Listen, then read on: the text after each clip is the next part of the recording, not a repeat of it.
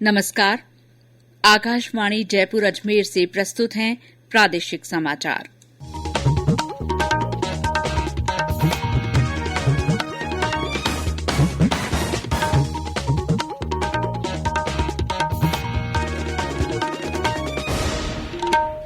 मुख्य समाचार। प्रधानमंत्री नरेंद्र मोदी ने कोविड की स्थिति और टीकाकरण के बारे में केंद्र और राज्य सरकारों के उच्चाधिकारियों के साथ बैठक की। मुख्यमंत्री अशोक गहलोत ने प्रदेश में कोविड की स्थिति को लेकर विशेषज्ञों से चर्चा की। अजमेर में 2 क्षेत्रों को माइक्रो कंटेनमेंट जोन घोषित किया गया। राष्ट्रपति रामनाथ कोविंद ने कहा, न्यायपालिका, विधायिका और कार्यपालिका के परस्पर सहयोग से न्याय प्रणाली को शक्ति मिलती है। प्रधानमंत्री नरेंद्र मोदी कल सुबह 11 बजे आकाशवाणी के मन की बात कार्यक्रम में अपने विचार साझा करेंगे। और परिवहन और सड़क सुरक्षा मंत्री बृजेंद्र ओला ने कहा, प्रदेश में सड़क सुरक्षा को सर्वोच्च प्राथमिकता दी जा रही है।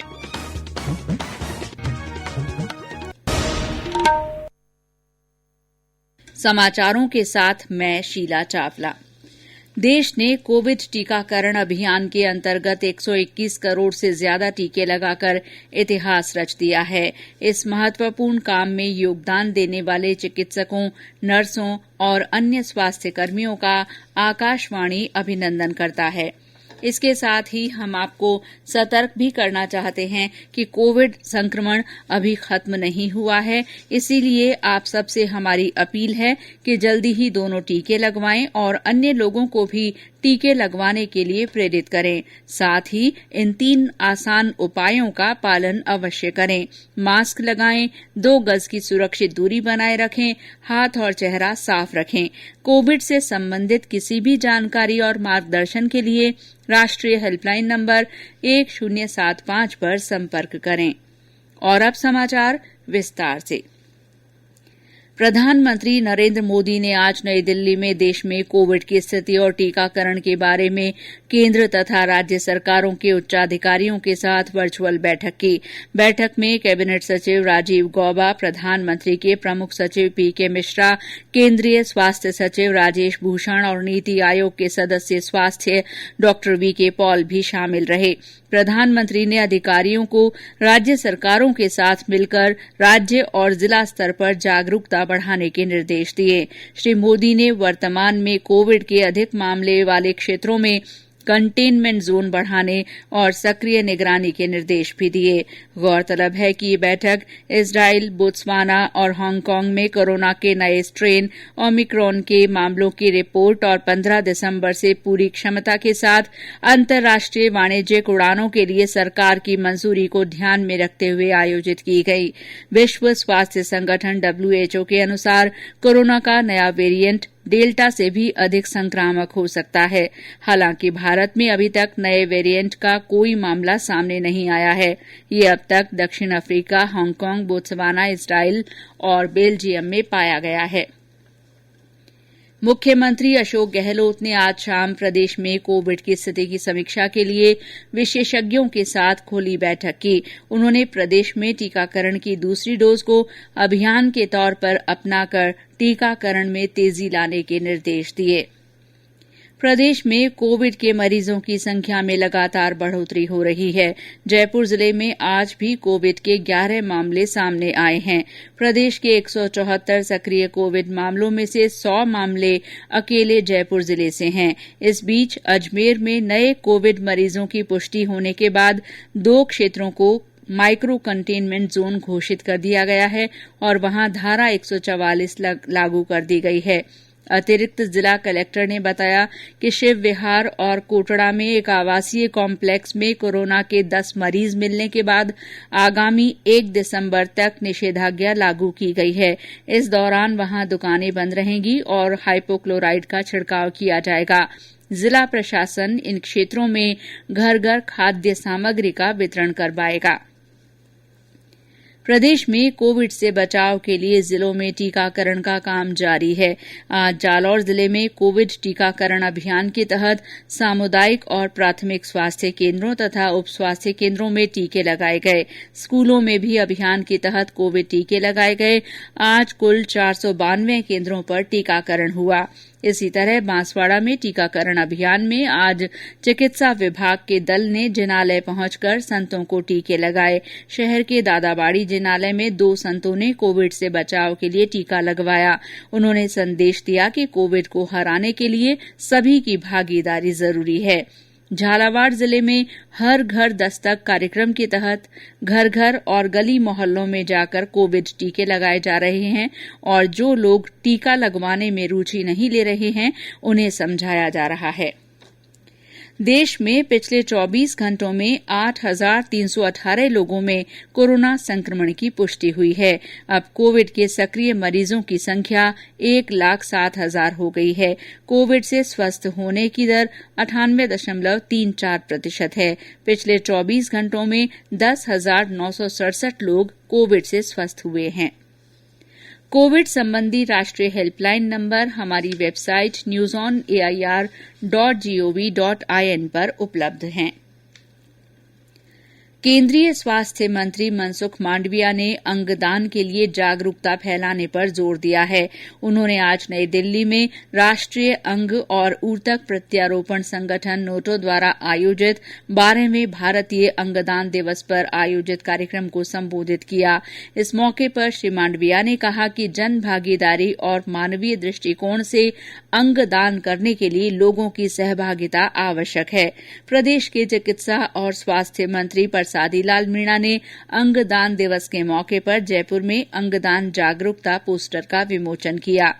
इस बीच प्रदेश के बूंदी जिले से देहदान का अनुकरणीय उदाहरण सामने आया है।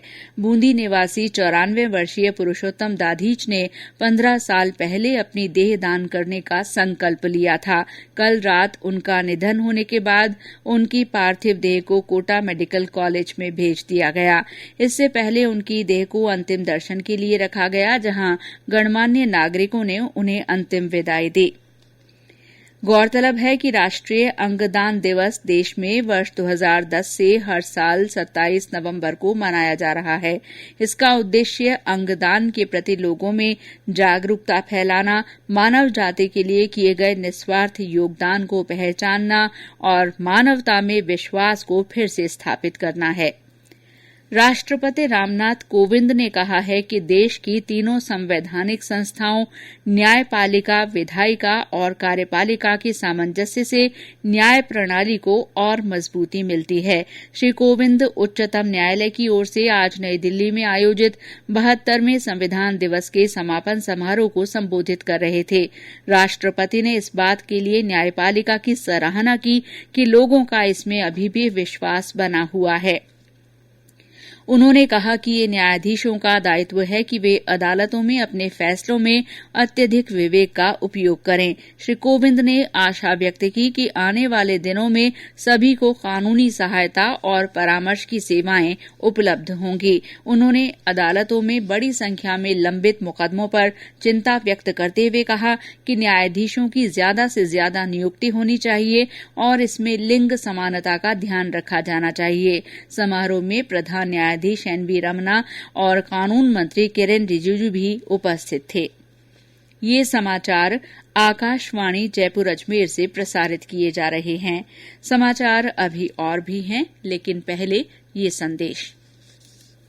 चलो मिलकर एक शुरुआत करें, चलो एक फैसला आज करें, मास्क नहीं तो टोकेंगे, कोरोना को रोकेंगे, चलो एक इरादा करते हैं, चलो कुछ वादा करते हैं, मास्क नहीं तो टोकेंगे, कोरोना को रोकेंगे। समाचारों में आपका फिर स्वागत है। प्रधानमंत्री नरेंद्र मोदी कल सुबह 11 बजे आकाशवाणी के मन की बात कार्यक्रम में अपने विचार साझा करेंगे।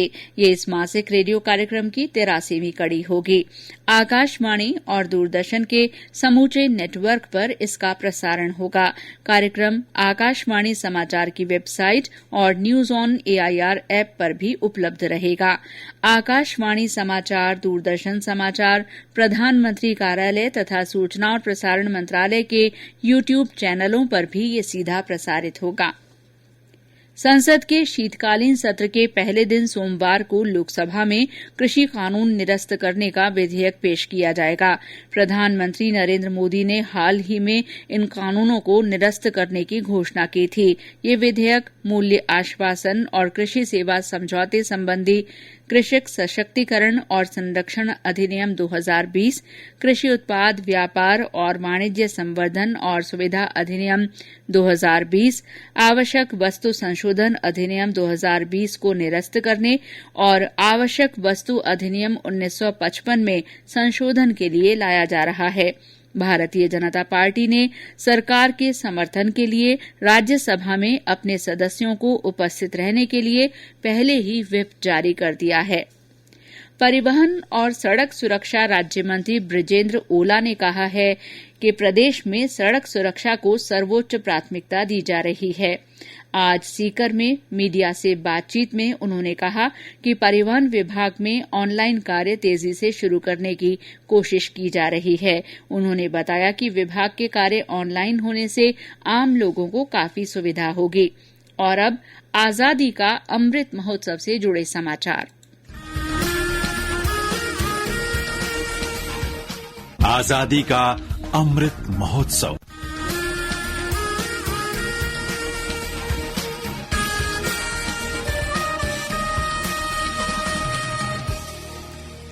आजादी का अमृत महोत्सव के तहत भरतपुर के सरसों अनुसंधान निदेशालय में कृषि और पर्यावरण विषय पर संवाद कार्यक्रम का आयोजन किया गया। कार्यक्रम में कृषि वैज्ञानिकों ने कीट रोधक प्रजातियों के बारे में चर्चा की और चना तथा बाजरा की फसलों में लगने वाले कीटों के बारे में जानकारी देते हुए कीट प्रतिरोधी किस्मों के बारे में सुझाव दिए।